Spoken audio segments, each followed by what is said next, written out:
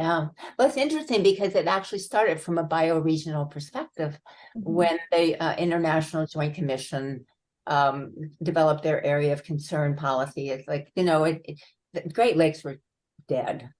And it's just amazing to think that 20% of the world's fresh water was in, such dire condition. They said, well, they're going to hit the point source pollution first. And so they developed this remedial action plan and identified the 42 toxic hotspots on the Great Lakes. And we have two of them right here, the Niagara River and the Buffalo River. And each of those areas were developed through the EPA to develop a remedial action plan. When they finally said, okay, here's the plan, we have to clean up the contaminated settlements, we have to do X, Y, Z, we didn't quite trust the Department of Environmental Conservation to really do it.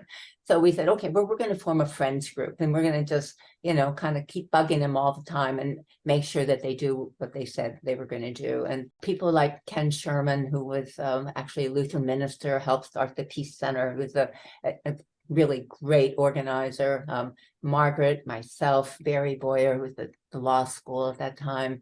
There were a number of people in the residence. And so we put together this Friends organization, the Friends of the Buffalo River. So, we decided we would be the voice of the river. We would just keep the river in the public, in the conversation, developed really good relationships with people in City Hall.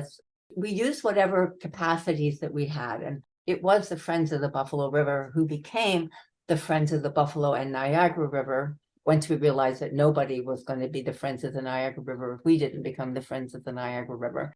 They actually assumed the management of this remedial action plan. And that's the only one across the country where a nonprofit, as opposed to a government agency, did that. So that spoke to the capacity that we built over time. So you can start to see how kind of a group of scrappy people, and we would have cleanups, and have people come down and help get rid of trash and garbage. And we took cars out of the Buffalo River, pianos and cows, what you found in the river at that point was really, but it was also fun. It's like there was this element of joy of it, it's like if something's really a mess and you bring some order to it, it feels really good. There's a sense of accomplishment, and so we had a lot of people who decided that this was really not just isn't this really good work for us to do, but we're having a good time while we're doing that. And I think that built up a really large constituency.